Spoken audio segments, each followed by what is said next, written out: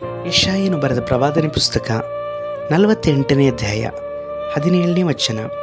ನಿನ್ನ ವಿಮೋಚಕನು ಇಸ್ರಾಯೇಲರ ಸದಮಲ ಸ್ವಾಮಿಯೂ ಆದ ಯೆಹೋವನು ಹೀಗನ್ನುತ್ತಾನೆ, ನಾನೇ ನಿನ್ನ ದೇವರಾದ ಯೆಹೋವನು, ನಿನಗೆ ವೃದ್ಧಿ ಮಾರ್ಗವನ್ನು ಬೋಧಿಸಿ ನೀನು ನಡೆಯಬೇಕಾದ ದಾರಿಯಲ್ಲಿ ನಿನ್ನನ್ನು ನಡೆಯಿಸುವವನಾಗಿದ್ದೇನೆ.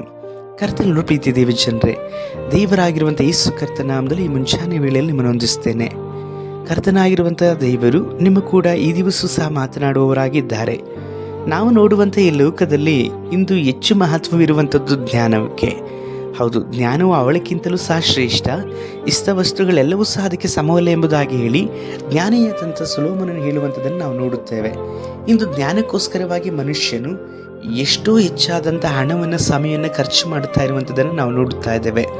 ಲೋಕದಲ್ಲಿ ಪ್ರಸಿದ್ಧವಾದಂತಹ ಶಾಲಾ ಕಾಲೇಜುಗಳು, ಪ್ರತಿಷ್ಠಿತವಾದಂತಹ ಶಿಕ್ಷಣ ಸಂಸ್ಥೆಗಳೆಲ್ಲವೂ ಸಹ ಅವರು ಅನೇಕ ಮಕ್ಕಳುಗಳನ್ನು ಅವರು ಉತ್ತಮವಾದಂಥ ತರಬೇತಿಗೊಳಿಸುವುದರಲ್ಲೇ ತಲ್ಲೀನರಾಗಿದ್ದಾರೆ. ಇಂದು ತಂದೆ ತಾಯಿಗಳು ಸಹ ತಮ್ಮ ಮಕ್ಕಳು ಇದೇ ಪ್ರತಿಷ್ಠಿತವಾದಂತಹ ಶಾಲಾ ಕಾಲೇಜಿನಲ್ಲಿ ಓದಬೇಕು, ಅವರು ಉತ್ತಮವಾಗಿರಬೇಕು, ಜ್ಞಾನವಂತರಾಗಿರಬೇಕು, ಅವರು ಜ್ಞಾನದಲ್ಲಿ ಪ್ರಸಿದ್ಧಿಯಾಗಿರಬೇಕೆಂಬುದಾಗಿ ಹೇಳಿ ಬಯಸ್ತಾರೆ.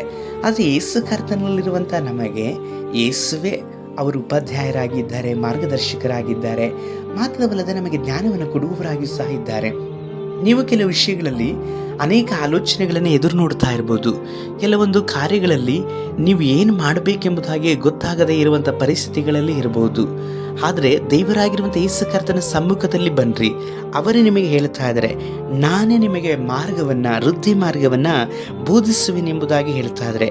ನೀವು ನಡೆಯಬೇಕಾದಂಥ ದಾರಿಯಲ್ಲಿ ನಿಮ್ಮನ್ನು ನಡೆಸುವನು ನಾನೆಂಬುದಾಗಿ ಹೇಳ್ತಾ ಇದ್ದಾರೆ. ದೇವರ ಆಲೋಚನೆಗಳನ್ನು ಕೇಳಿ ನಡೆಯುವಂಥವನು ಅವರು ಎಂದಿಗೂ ಸಹ ಬಿದ್ದು ಹೋಗುವುದಿಲ್ಲ, ಸೋತು ಹೋಗುವುದಿಲ್ಲ. ಪ್ರಿಯ ದೇವರ ಮಗನೇ, ಮಗಳೇ, ಇಂದು ಕೆಲವೊಂದು ಕಾರ್ಯಗಳ ವಿಷಯದಲ್ಲಿ ನಾನು ಏನು ಮಾಡಬೇಕೆಂಬುದಾಗಿ ಗೊತ್ತಾಗ್ತಾ ಇಲ್ಲ.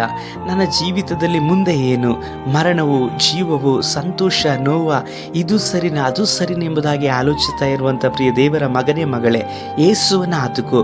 ಯೇಸು ನಿಮ್ಮನ್ನು ಎಂದಿಗೂ ಕೈ ಬಿಡುವುದಿಲ್ಲ. ಅವರು ಮಾರ್ಗ ಮಧ್ಯದಲ್ಲಿ ನಿಮ್ಮನ್ನು ಕೈ ಬಿಡುವಂಥ ದೇವರಲ್ಲ.